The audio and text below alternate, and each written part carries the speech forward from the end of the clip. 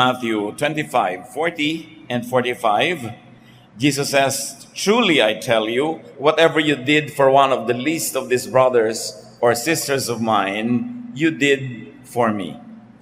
Whatever you did not do for one of the least of these, you did not do for me."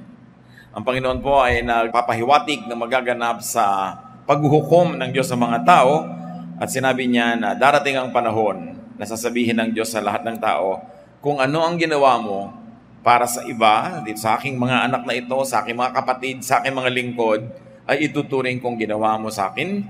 At ang ipinagkait mo sa kanila, ay tuturing ko ring ipinagkait mo sa akin. And this will be a major basis for judgment. Ang pag-aaral natin ngayon, pinamagatan natin, Helping Jesus, or doing things for the Lord. At ang mga examples na gagamitin natin are helping Jesus from Gethsemane to the grave. Hindi sa buong karir niya at ministry, dun sa limited time from Gethsemane to the grave. Salamat o Diyos dahil maaari po kaming magbulay-bulay at pag-aralan kung paano maaari kaming makatulong sa gawain ng iyong anak na si Jesus. Turuan mo rin po kaming maunawa kung paano siya tinulungan ng iba't ibang mga babae at lalaki sa panahon mula nang siya ay nanalangin sa halaman ng Gethsemane hanggang siya ay ipinako sa krus. Pagpalain niyo po kami ng mga katotohanan at nawa mapagpalaya ang katotohanan ito upang lalo kaming magkaroon ng kapangyarihang sumunod sa kanyang magandang halimbawa. Bless us, O Father, be our speaker, lead us, heal our spiritual diseases, even our physical ones, strengthen us, guide us. In the name of Jesus, your Son, we pray with thanksgiving. Nung panahon po ng Panginoon ay nasa lupa, ay nagkaroon ng pagkakataon yung mga taong kasabay niya na nabuhay at nandun sa lugar na kanyang ginalawan para talagang matulungan siya in a very practical way. Actually, physically, bodily. Matatawag nating mapalad sila dahil nagkaroon sila ng ganong pagkakataon at kakayanan. Jesus is now in heaven. Paano tayo makakatulong sa Kanya? Salamat na lang, His body is still on earth. Colossians 1:18, He is the head of His body, which is the church. In spite of the imperfection of the men and women in the church, in spite of all the errors, the mistakes, sometimes even the glaring errors within the church is the only institution made up of human beings but headed by Jesus, the Son of God. And that's when the church becomes very mystical. That the church is more than the sum of its parts. Kung mayroong 100 taong miyembro ang church, hindi lang katumbas yung church ng 100 tao. Because when 2 or 3 are gathered in the Lord's name, He is there as the head of that gathering, in spite of the imperfections. Kaya meron pong mystical value, very mysterious, mahiwaga na halaga yung fellowship. Kaya ang sabi sa church, huwag pababayaan ang pagtitipon-tipon. Kahit kung minsan hindi lahat ng gusto mo nangyayari, hindi lahat nangyayari kasing ganda ng ibig mo, pero yun pa rin, kaisa-isa, yung church na body of the Lord Jesus, of which He is the head. Because of that, people at all times and in all places have the same opportunity and the same challenge to be helpful because Jesus is still present through the church. Now, the closest way to serve Jesus is to serve His body, the church. Helping Jesus now is done by helping the church, by helping in the church, and helping other people that the Lord considers to be His people, especially the brethren, the servants, and the workers in the church. Marami tayong ginagawa. May tulong tayo sa kapwa, meron tayong ginagawa para sa environment, meron tayong paglilingkod sa bayan, meron tayong paglilingkod sa iba-ibang causes, pero iba yung paglilingkod sa church dahil yung church ang body ng Panginoong Jesus. Hindi ibig sabihin na doon na lang tayo maglilingkod dahil lahat na magagandang gawa naman ay gusto ng Panginoon at may gantimpala rin. Pero iba ang ibinilin sa atin na pag-aalaga sa church. Kaya dapat mahalin. At ang tanong, do we help Jesus in the context of the church? Do we help Jesus this way? that He likes. Balikan natin yung mga aktual na tumulong sa physical life and ministry of Jesus. Nung siya inaaresto sa halamanan, Peter drew his sword. Armado pala itong si Pedro. Inilabas niya ang kanyang sandata, John 18:10. Simon Peter had brought along a sword. He now pulled it out and struck at the servant of the high priest. The servant's name was Malchus, and Peter cut off his right ear. Sa pagsugod nitong si Pedro, tinagan niya yung pinakamahalagang assistant, katulong noong high priest, at natagpasantay nga. Anong matatawag sa tulong na yon? It was impulsive. Hindi naman hinihingi ni Lord yung ganong pagtulong. Jesus had to heal the wounded man. And according to other sources, Jesus had to stop the bleeding and Jesus had to heal the man. So tumulong kunwari, pero kailangan pang i-repair yung ginawa niya. So ang tanong, do we help Jesus? Do we help the church this way? Tutulong ka nga, pero hindi naman pala yung tulong na hinihingi ng Panginoon, so nakakasama pa kumisan. Akala mo tulong, hindi pala. Kailangan pa ng damage control. Kung sobra tayo halimbawang makapanakit ng kalooban ng hindi natin kapwa mananalig, kung sobra tayong mapagbataas sa ating doktrina, sobra tayong mapagmalaki at hinuhusgahan natin yung iba, hindi ba ganun din yun? Kailangan na naman ng damage control pagkatapos. Matapos tayong may masaktan ng damdamin, mailayo ang loob sa church, sa Bible, at sa Lord, may kailangan pang humimok sa tao na yon na magpatawad at bigyan uli ng chance na makinig ang kanyang sarili dahil na-turn off sa atin. Maraming ginagawa ang mga Kristiyano ngayon, parang gawa ni Peter, akala nila nakakatuwa kay Lord pero hindi pala. Nakakasira pala sa church. At kailangan pang repairin, paghimalaan yung taong nasaktan dahil hindi naman kailangan. Overzealousness, judgmentalism, self-righteousness, self-promotion, lahat ng yan, hindi hinihingi ni Lord para sa atin. Hindi tayo nakakatulong sa church. Pag ipinagyayabang natin yung church natin, ipinagmamalaki, at parang dinadaig natin at kinakawawa o binabaliwala at pinagmumukhang mali ang iba. We don't help the cause of Jesus. Peter followed Jesus. That's another way to serve Him. To the house of the high priest. Matthew 26:57-58, matapos dakpin ng Panginoon, dinala sa bahay ng high priest. After Jesus had been arrested, He was led off to the house of Caiaphas, the high priest. But Peter followed along at a distance and came to the courtyard of the high priest's palace. He went in and sat down with the guards to see what was going to happen. Habang nagpulasan ng lahat, iniwan ng Panginoong Yesus, may isa namang sumunod-sunod, bagamat sa malayo. Pero hindi naman siya sumunod ng lubos. Hindi na siya pumasok sa loob dahil natatakot din siyang mapahamak. He followed only to be overcome by fear later, and then later on to deny Jesus. Huwag naman sana, but does anyone follow Jesus this way? Magsisimulang sumunod kunwari, but when the going gets tough, begins to deny any relationship with the Lord. Pag magmumukha na may disadvantage, o baka mapahamak, malagay sa gipit, itatatwa na ang Panginoon. Isang uri ng paglilingkod na yes, maganda sa simula, hindi lang tinuloy at binuo. At ang naging ending pa ni Peter ay lubha siyang nalungkot, umiyak siya dahil na-realize naman niya. Itinatuwa niya pala matapos na sumunod pa raw siya kunwari. So kung sumunod na ng buo. Sabi ni Lord, count the cost before you begin building a tower. May cost lahat ng bagay. Ang pagsunod sa isang politiko, ang pagsunod sa isang artista, ang pagsunod sa isang sportsman, ang pagsunod kay Jesus. Pero alam naman natin na karapat-dapat siyang sundan. At nahirapan man ang Panginoon sa pinuntahan niya sa house ni Caiaphas, sa crucifixion, sa Golgotha, ginawa naman niya yung para sa atin. Mano ba namang samahan natin siya? Ginawa naman niya yung para sa atin at hindi para sa kanyang sarili. Isa pang tumulong, nagsikap tumulong sa Panginoon si Pilate. Pilate tried to set Jesus free. John 18:38, Pilate went back and said, I don't find this man guilty of anything. And since I usually set a prisoner free for you at the Passover, would you like me to set free the king of the Jews? Sinikap ni Pilate dahil alam niya hindi naman masamang tao yung si Jesus.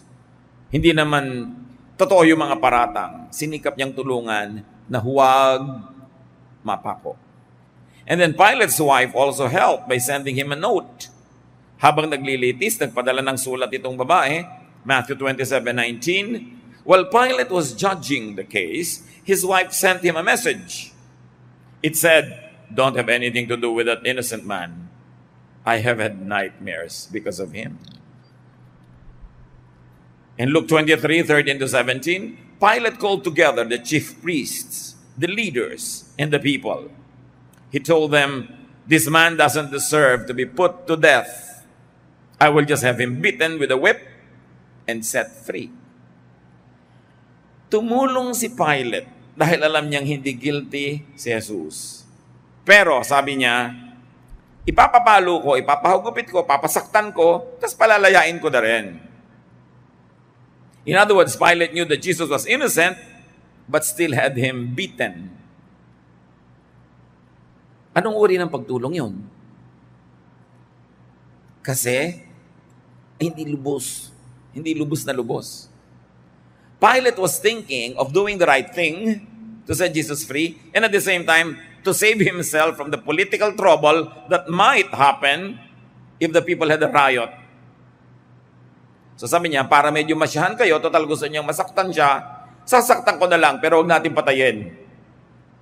Pero alam niya naman na hindi rin yung naganap. How do we allow those who do not deserve to be hurt to be hurt? Halimbawa, meron tayong isang kapatid, alam naman natin, hindi naman siya masama o hindi siya ganun kasama, pinag-uusapan ng iba. Do you allow that to happen? Or do you make a firm stand and say, don't talk like that about our teacher or about our leader or about our director or about our pastor or about our brother or sister? O hinahayaan na rin natin yung mga taong masyahan sa kanilang mga chismis. Hinahayaan na lang natin masyahan sila sa pag-express ng mga galit nila, bagamat alam nating hindi tama yun. In other words, sometimes you do a Pilate also. Alam natin na hindi naman deserve na masaktan si Jesus, pero sinaktan na rin natin.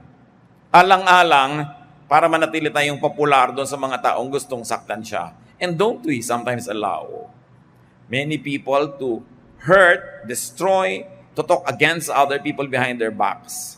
That's doing a Pilate. Kung minsan, ang pinakamahihirap na mga hidwaan, ang mga pinakamasasakit na mga pangyayari, hindi nangyayari sa mga magkakalaban, kundi sa magkakapatid. Nakita ninyo na ang unang murder sa Bible happened between brothers. Ang mga hidwaan sa unang mga aklat ng Genesis, nung kukunti pa lang ang tao, laging magkapatid ang naglalabanan. Kaya hindi mahirap isipin na hanggang ngayon si Satanas yan ang ginagamit niyang teknik, pinag-aaway-away ang magkakapatid, hindi lang magkakapatid sa laman, kundi magkakapatid sa pananampalataya. Kasi yun ang pagkakapatid na talagang mahalaga sa Panginoon, yung pagkakapatid sa spirito. Higit sa pagkakapatid yun sa dugo. So anong ginagawang pandarayan ni Satanas? Pinag-aaway-away, pinagkakagalit ang magkakapatid, so that sometimes the most bitter, the most acrimonious, the most hurting, the most shameful quarrels happen between brothers and sisters in the Lord. Sometimes it happens between or among pastors or between or among congregations na nagsisiraan, kakagagalit. Nauna na yun noon pa. So wag nating hayaan. Let's not do a Pilate. Kung maninindigan tayo para sa totoo, manindigan na ng buo. Huwag kalakalahati. Kung merong isang taong hindi dapat pinag-uusapan, hinuhusgahan, kinakawawa, habang nakatalikod, manindigan tayo para sa taong yon, at huwag tayong lagi ng parang kakandidato na gusto natin maging popular. Ang mahalaga, naninindigan tayo para sa tama, sa matuwid, sa mabait, sa mabuti. Mayroon pang tumulong kay Jesus. Of all people, yung mga sundalo, na binigyan ng assignment na siya isamahan hanggang Golgotha, at tiyaking mamamatay siya doon. Ipako siya. Soldiers made Simon from Cyrene carry the cross. Luke 32:26, as Jesus was being led away, some soldiers grabbed hold of a man from Cyrene named Simon. He was coming in from the fields, but they put the cross on him and made him carry it behind Jesus. Matapos bugbugin, saktan, sugatan ng mga kawal si Jesus, alam nila sobrang mahina na. Magdamag ang paglilitis, walang pagkain, walang inumin, sobrang pahirap sa espiritu, sa emosyon, sa katawan.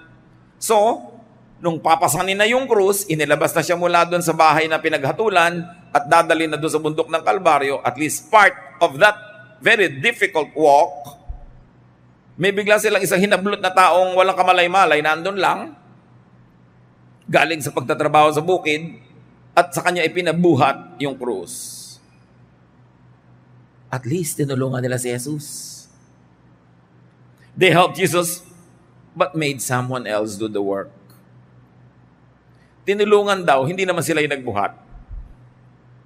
Di ba marami ganyan sa church? Kailangan natin magkaroon ng teacher sa Sunday school. Sister, I volunteer you. Tumutulong, pero hindi sila yung nahihirapan. Ibang mabolunteer ng iba. Naku, kailangan nating bumili ng sound system. Sister, di ba mayaman ka? Mag-donate ka. Kunwari may conviction to be helpful, pero iba yung i-assign. Well, you can understand the Roman soldiers because their task was to keep the peace. Hindi nila pwedeng bitawan ang kanilang armas. So, understandable, hindi nila pwedeng buhatin yung krus. Katulad kung may mga halimbawa, mga people who are being protected by their bodyguards, be they personages that are in danger from political enemies or just in danger from crazy people who like to harm them sometimes, hindi ka pwede makikipag-picture doon sa celebrity pagkatapos yung bodyguard niya pakukuhanin mo ng picture. Hindi ka pagbibigyan. Sabi mo pa, suplado naman ng bodyguard, nagpapakuha lang ko, ayaw pang pukuha. Hindi nila trabahong kumuha ng picture kasi ang trabaho nila, bantayan yung kanilang binabantayan. Kaya dapat inuunawa yon. So we can understand these soldiers na gusto nilang tulungan si Jesus pero hindi sila yung tumulong. Pero hindi tayo yung mga soldiers na yan. Tayo ngayon ay mga taga-church. Pag meron bang dapat gawin, ikaw mismo yung gumagawa o hinahayaan mo na lang iba ang gumawa? Nagmamaang-maangan ka na lang ba? Bahala na lang sila. Tapos ikaw pa yung magkikriticize kumisan. It can happen. It's amazing how we can unearth a lot of lessons just from the people who helped Jesus. Because right now, people are still helping Jesus when they help the church. When they help in the context of the ministers of the church. And yet, the same types of helping are still alive. Now, another person, of course, who helped Jesus was Simon. Simon from Cyrene carried the cross for Jesus. At kung minsan nangyayari sa atin yan, tayo talaga ang nagpapasan nung pasanin ni Jesus. Can you imagine this man was named? And even the place where he came from was named. And from eternity to eternity, he is remembered. Not because he is the Savior. Not because he died on the cross and lived again. But because even for just a moment, even for just a few steps, he carried the cross for Jesus. Surely we can do the same.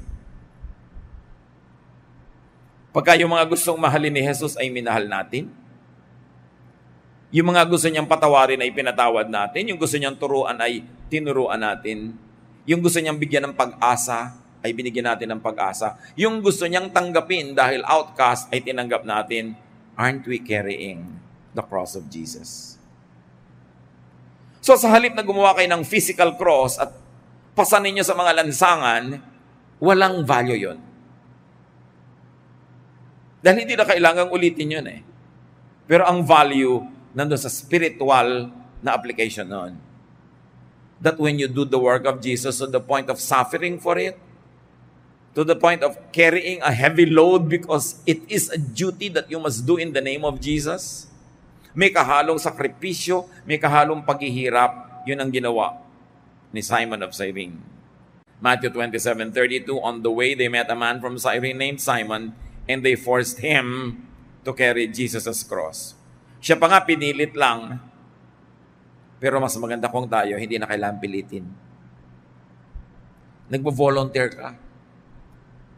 Sabi ni Lord, whatever you do to the least of this, you do for me. Eh di lalo na kung if you do it for His body, the church. How are we like Simon? Sometimes you're only compelled to help at the beginning, and then at the end, you realize it's a good thing to do, and now you begin to do it on your own because it's good to do.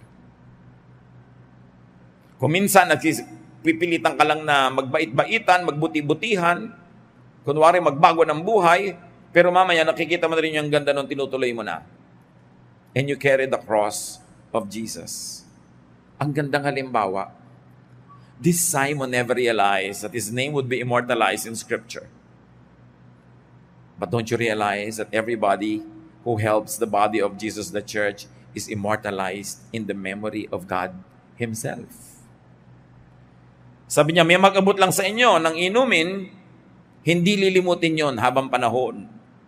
Aalalahanin ng langit ang iniaabot sa mga lingkod ng Diyos, sa mga katuwang ng Panginoon na nagpapagaan sa pasanin ng mga tao. Ano ba yung bigat ng krus? Yan ang pasanin ng mga tao, guilt. So when you help somebody overcome guilt by teaching them about the salvation and the forgiveness of Jesus, you actually carry their cross for them.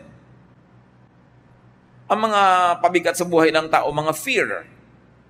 So pag tinuruan mo sila ng buong linaw, nagtiwala sila sa Diyos at nawala o kaya yung malaki ang natanggal sa kanilang mga fears, sa kanilang mga phobia, sa kanilang mga kung ano-anong imahinasyong nagpapahirap ng guni-guni, you actually carry the cross for that person.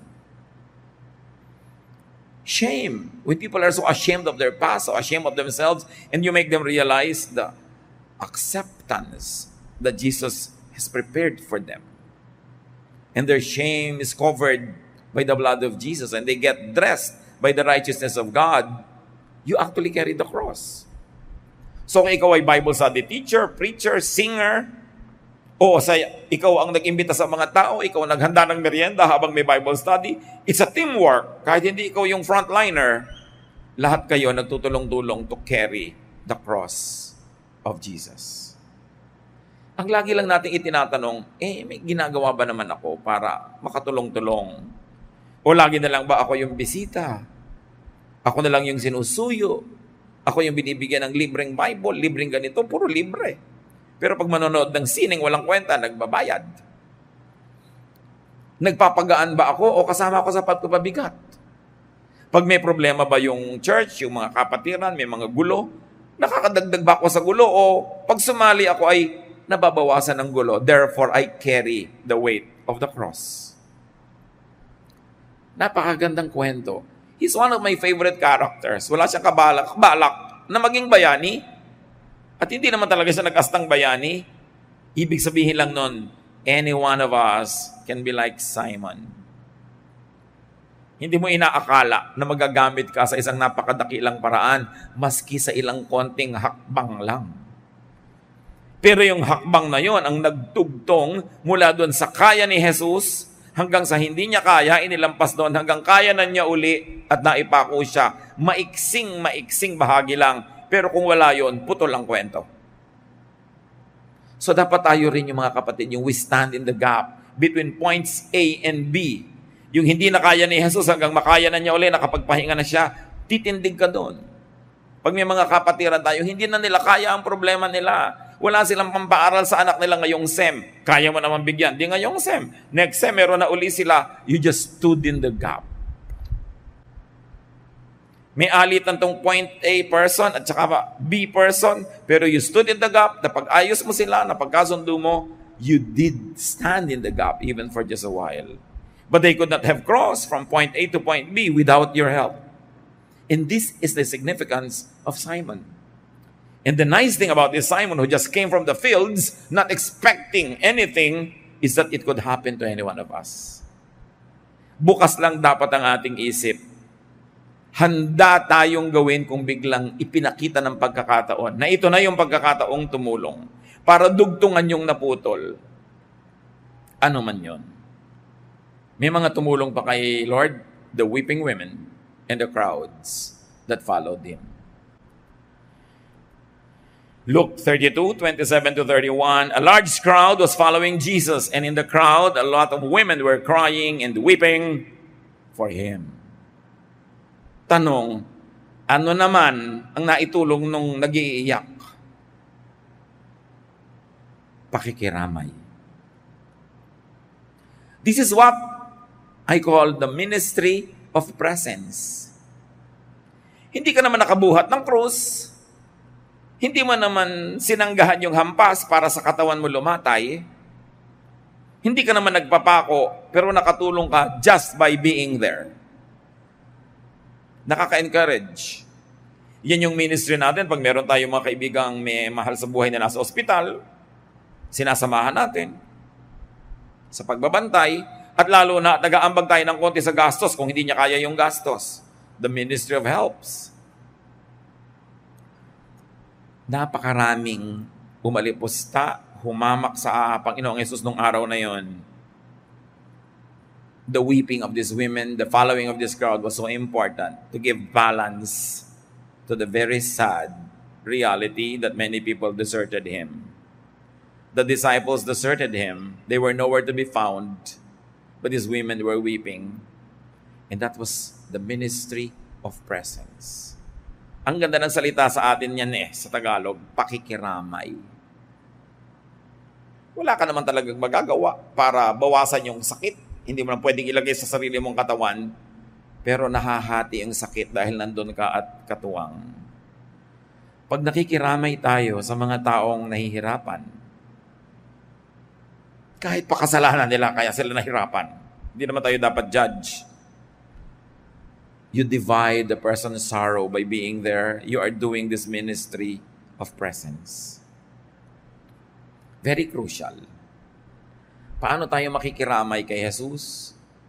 Pag nakikiramay tayo sa mga taong mahal niya na nangangailangan ng damay. Later, the women went to the tomb to anoint the body. So hindi lang pakikiramay sa pag-iyak, mayroong practical help. Dadala nila ng mga spices para linisin yung katawan na hindi na asikasong linisin dahil nung inilibing ay nagmamadali dahil gabi na ng Sabat, hindi na pwede magtrabaho. Luke 23:55-56. The women who had come with Jesus from Galilee followed Joseph and watched how Jesus' body was placed in the tomb. That was Joseph of Arimathea. Then they went to prepare some sweet-smelling spices for his burial. Inalam ng mga babaeng ito kung saan nailibing si Jesus para matapos ang Sabat ay pwede na nilang dalhan ng mga spices na ayon sa kanilang kaugalian ng paglilibing. Para mga kapatid ni Jose Rizal, na nung si Rizal ay binaril sa Bagong Bayan, hindi ginamit ng mga Kastila yung ataul na ipinadala ng pamilya ni Rizal. Hindi nila sinabi ko saan ililibing at basta na lang nila inihulog sa isang hukay na walang marka, nothing. Ayaw nilang malaman kung saan inilibing si Rizal. At ang mga kapatid ni Jose Rizal, sinuyod ang lahat ng libingan para malaman nila kung saan nilibing. At nalaman nila. Kaya nung nanalo ang ating himagsikan laban sa mga Kastila, kaya lang sa kasuyang palad, dumating ang mga Amerikano at sinakop naman tayo, nung panahon na yon, hinukay nila yung libingan at nakuha pa nila yung ilang bungo at ilang mga bahagi ng kalansay na siya namang inilagay ngayon sa ilalim ng monumento sa Luneta. Women, brave enough to look for the graves where very unpopular heroes of their time were buried. Matitibay ang mga loob, maganda ang mga ministry ng kababaihan. Akala natin lagi na lang silang iyakin, lagi na lang mahina ang loob. Kung tutuusin, sa Biblia makikita mong pinakamatitibay ang mga loob para mga Pilipina. May ministry ang women, lalong-lalo kung titigilan ng ministry of chismis. At mag-concentrate sa ministry of presence, ministry of help, ministry of bravery. Dapat din i-redeem, bawiin yung negative impression about women na pinauso ng marami, na mahilig magchismisan, magkagulo, etc., etc. Not these biblical women. They meant to really follow Jesus. At ang lakas nila, ginamit nila sa tama, sa constructive. Ang tatapang nga nila. Sino na naman ang kauna-unahang mga tao doon sa libingan ni Jesus noong kinaumagahan ng linggo na tapos na ang Sabat? Madilim pa? Yung mga babaeng ito. At pinoproblema nila, papunta nila sa nila, sino kaya sa atin ang magtutulong para yung batong pangtakip sa bunga nga ng kuweba ay matanggal? Dahil ang bigat-bigat noon, kahit 3 malalaking lalaki, hirap. Pero nagpunta pa rin sila, hindi nila hinayaan na yung problemang yon ay pumigil sa kanila sa pagpunta. They walked in faith, and sure enough, when they got there, the grave was already opened. It was opened by an angel. So walk in faith. Do what you can. Bring what you can and let God do the rest. Matthew 28, 8-10. The women were frightened and yet very happy as they heard from the tomb and ran to tell the disciples. Suddenly Jesus met them and greeted them. They went near him, held on to his feet, and worshipped him. Then Jesus said, "Don't be afraid. Tell my followers to go to Galilee. They will see me there." Nagulat ang mga babaeng ito na pagdating nila sa libingan, bukas na ang libingan at wala na doon ang katawan at may anghel na nagsabi sa kanila, "Sinong hinahanap nyo? Si Jesus na taga Nazareth? Wala siya rito. Bumangon na siya." Kaya sila'y nagkakandarapang bumalik doon sa mga lalaking wala doon sa libingan nung oras na yon. At sinalubong sila ng Panginoong Yesus at nagpakita sa kanila at nagpakilala. Mga babae ang unang-unang nakaalam na ang Panginoong Yesus ay bumangon mula sa kamatayan. Mga babae ang unang-unang nakakita sa risen Christ. At mga babae ang kauna-unahang sumamba sa risen Christ. Napakagandang ministry. Kitang-kita ang pagpapahalaga ng Panginoong Yesus sa kababaihan, which of course the other disciples and other Christian leaders later tried to control and tried to overcome. Pero kung si Jesus ang pagbabatayan, ang pagpapahalaga niya sa babae at pagbibigay ng ministry, napakalinaw. At alam naman natin kung sino dapat natin pakinggan at sundin, si Jesus. Everyone else in the Bible was just human, but Jesus is divine, the Son of God. And you get the cue from Jesus to give important ministries to women. In fact, the women were the first to serve as messengers of the risen Christ. Sila ang ginamit ng Panginoong Yesus para pasabihan yung mga lalaking disciple na walang kamuang-muang maging nung sandaling yun. Kaya sila ang nagsabi, pagkatapos ngayon may mga nagbabawal sa mga babae maging preacher, maging teacher, samantalang si Jesus mismo, yun ang unang-una niyang inutusan na magturo tungkol sa kanyang pagkabuhay na muli. You've got to differentiate where you get authority. Is it from Jesus, from other human beings, from prophets, from apostles? Iba-ibang authority nun. Of course, the highest authority is the authority of the Lord Jesus Himself. And if you want to understand God, you want to have a clear view of God, look at Jesus, not at other religious leaders. So do we serve like these women? Kahit hindi kinakaya, kahit hindi nila kayang buksan yung bato, pumunta pa rin sila. Kaya pinagbukas naman sila ng anghel. You do what you can do. You let God do what you cannot do. But the important thing is you get to the end of the rope and say, this is up to where I can do what I could do. Dapat sinasagad natin ang kaya natin gawin. Huwag natin problemahin yung lampas sa sagad. Kasi ang Diyos na ang magtutuloy. Ang mahalaga, makarating ka kung saan ka sagad. Hindi yung ang layo-layo pa, tumitigil ka na dahil natatakot kang hindi mo makaya. How are we like them? Eager messengers and teachers, helpers of Jesus. Meron pang isang maganda ang tulong na ginawa sa Panginoon. One criminal acknowledged, recognized, and believed in Jesus. Luke 23:40-43. But the other criminal told the first one off, "Don't you fear God? Aren't you getting the same punishment as this man? We got what was coming to us, but he didn't do anything wrong." Then he said to Jesus, "Remember me when you come into power." So yung isang kapwa niya kriminal, nangangantyaw pa kay Jesus. Nagsasalita pa ng pangit at masakit. At sabi niya, hindi ka ba natatakot sa Diyos? Alam naman natin, tayong dalawa, deserve natin to. Pero si Jesus, He doesn't deserve this. How do we become like Him? That we acknowledge Jesus even in front of people who don't want to acknowledge Him? To correct their mistakes and malicious words about Jesus? And then to openly accept Jesus in front of those who don't believe in Him. That was a help in the ministry of Jesus. Sa harap mismo ng lahat ng nandun na nagkakaisa-isa para hiyain si Jesus, this criminal on the cross acknowledged his faith in Jesus and even rebuked his fellow criminal who was saying bad things about Jesus. Do we just keep quiet when truth is being assaulted? Do we suppress our own faith and our expression of it when unfriendly audiences are present? This man was very good. That's why up to now, we're talking about him. Ginawa niya ang tama. Bihira lang sa buhay ng isang tao na meron siyang napakalinaw na pagpili na pwedeng gawin kung pipili siya ng tama o mali. Huwag nating aaksayahin yung ating pagkakataon kung dumating ito. When you are presented with the rare opportunity to stand up for what is right, do not waste that opportunity. And then there was another man who tried to help Jesus. In fact, it was very helpful. A man who tried to give Jesus some anesthesia. Alam niyo yung mga pinapako, sobrang hirap yan. So bilang charity, gesture of humanitarian concern, may mga mumurahing alak na hinahaluan nila ng mga sari-saring abdo ng hayop, kung ano-ano mga timpla, para pagka pumasok sa iyong bibig na inom mo, mabangag ka, malasing, at nang di mo naman sobrang maramdaman yung sakit.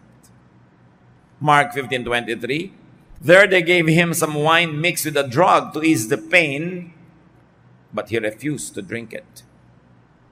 May isang magandang loob, sinikap niyang painumin si Jesus nung alak na may ano-anong timpla para siya malasing at huwag na niyang lubos na maramdaman. Pagkamat tinanggihan ni Jesus, kasi buong puso at buong gising niyang tinanggap ang kaparusahan na para sa ating lahat. Pero it's still a good gesture. This is the ministry of comfort. This man was trying to comfort Jesus. What the disciples never did, this man, anonymous, nameless, faceless, did for Jesus. Gusto niyang bigyan ng ginhawa. Pag may tao bang naghihirap, willing tayong magbigay ng ginhawa. Kaya pagka halimbawa may nababalitaan tayong meron palang cancer, si gano'n nakilala natin o mahal sa buhay ng kilala natin, ang una nating itinatanong, lalo at pagka sinabing terminal case, how is the pain management? Is there enough funds para kung kailangan ng morphine, mag-morphine? Kung kailangan ng pampatulog, para wag nang maramdaman. Kung sakaling hindi maiiwasan, nang babawian ng buhay dahil sa napakatalamak na sakit. Kung sakaling hindi maiiwasan na mabawian ng buhay si Jesus dahil sa talamak na parusang binibigay sa Kanya, at least bigyan mo ng pampamanhid. This is the ministry of comfort at work.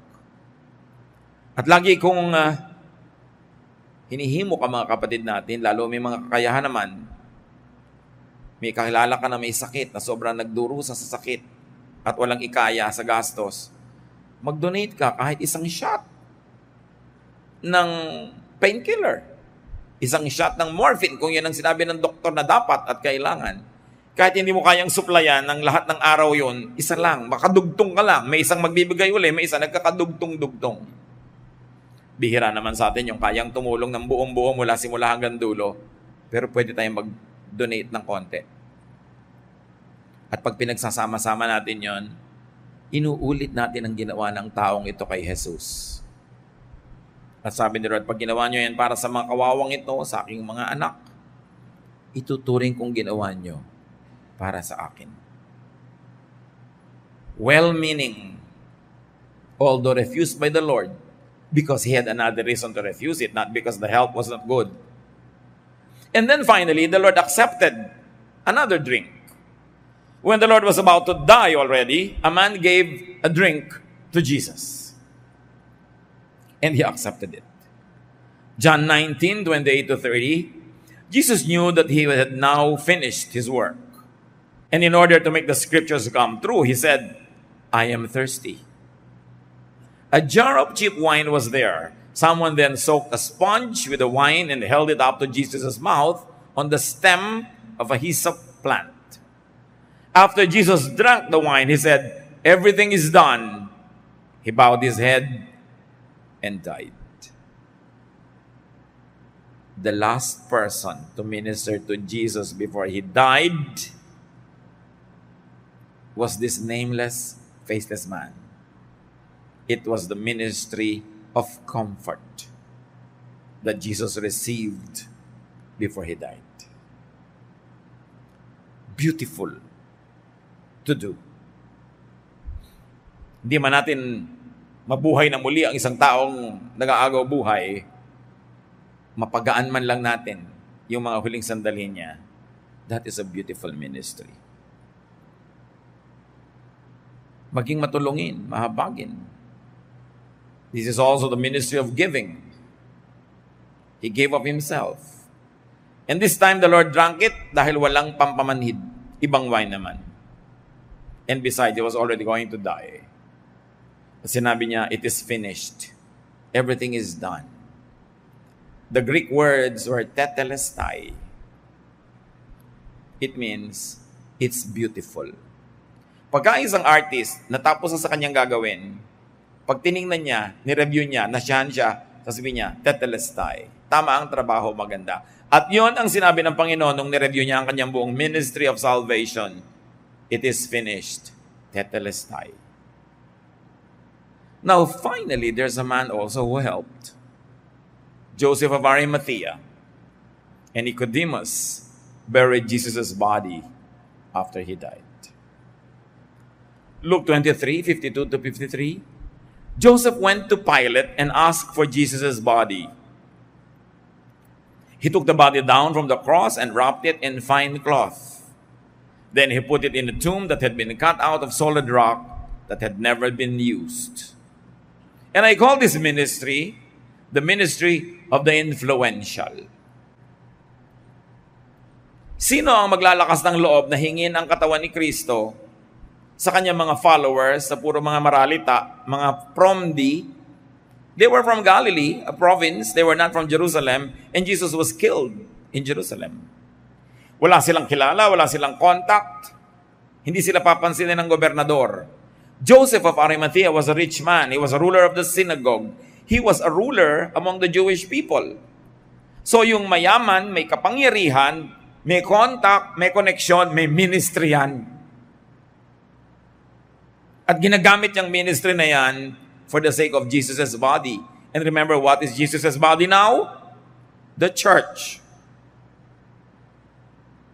Ginamit niya yung kanyang yaman, yung kanyang influensya para hingin yung katawan. A very special ministry. Not everybody can have this. Because not everybody can go to the governor.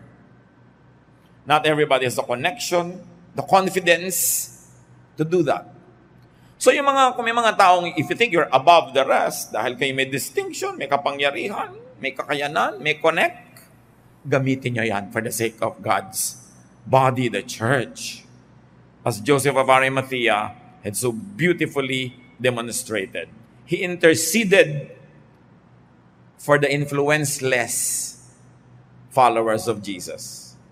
He became a power broker in a very good way.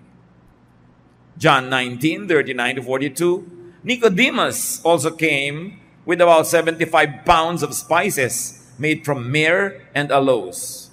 This was the same Nicodemus who had visited Jesus at night. Remember, one of the rulers of the synagogue, a religious leader, who was not officially a Jesus believer, visited Jesus at night. At sa kanya sinabi ni Lord yung, unless a man is born again, he cannot see the kingdom of God. This was the same Nicodemus. So together with Joseph of Arimathea, itong dalawang mayaman, makapangyarihan ng mga believers ni Lord ang kumilos. Ano naman ang ginawa niya? Nagdala siya ng 75 pounds of spices. Can you imagine how much it costs? Ang mahal. Pero to honor the Lord Jesus, to abide by tradition, to preserve the body from needless, immediate decay according to their science and their practice, he brought a lot of spices. This is what you call the ministry of the rich. To whom much is given, much is required. Maraming ibinigay sa si Lord na blessing, di marami ring hinahanap sa'yo. Alam naman magbigay ka ng kasing konti nung maralita, hindi ka naman maralita. Hindi bagay. Meron talagang ang ministry, kaya siya pinayaman, para magbigay siya ng marami. Pero hindi naman dapat yung mga hindi mayaman, mayaman nila magbigay. Lahat kasi may ministry na, isa-isa na natin, ano? Ang mga ministry na ito, even the widow gave her walang kakwenta-kwentang coin, and Jesus said she gave the most. Walang exempted sa paglilingkod sa body ni Lord. Why? Because He served us first. Kung gusto mong ma-exempt ka sa paglilingkod, magpa-exempt ka na rin sa salvation. Go to hell. But if you don't want to go to hell for your sins, if you want to have a Savior, then be a part of the family and do your household chore. Walang free ride. Lahat may tungkulin. Walang audience, walang performer, lahat pare-parehong naglilingkod. The ministry of giving, beautifully demonstrated by Nicodemus. Now, Joseph of Arimathea is the one believed to have owned the tomb. Bagong libingan, ibinigay niya sa Panginoon, wala pang ibang naunang inilibing, doon inilibing si Jesus. Malay ba niya na isosolid sa kanya after 3 days, no? Pero willing siyang ibigay forever yung libingan na yon. Pero willing na willing siyang ibinigay, isinoli din agad. God cannot be any man's debtor. Hindi hinahayaan ng Diyos na may utang siya kahit kanino, kaya pag nagbigay ka, ibabalik din agad sa'yo. At yung ibinigay mo naman, nauna na siyang nagbigay, kaya ka nga may ibibigay. Napakagandang mga kasaysayan. Kung i-apply natin sa ating sariling buhay, hindi sa katabi, baka, kita mo, ikaw yung mayaman, ikaw yung magbigay. Ganun na naman yung ipinabuhat sa iba yung krus, ha? Dapat lahat tayo nagtutulong-tulong. How do we serve Jesus' body? Alam niyo itong mga kwento na pang Holy Week, paulit-ulit na lang taon-taon. Dapat may iba-ibang talab. Dapat merong iba-ibang dating. Para habang binibigyan tayo ng Panginoon ng maraming Holy Weeks ng buhay natin, lumalalim ang pananalig, tumitibay ang dibdib, at dumadami ang bunga ng mga magagandang gawa. Serve. Help Jesus by helping His body.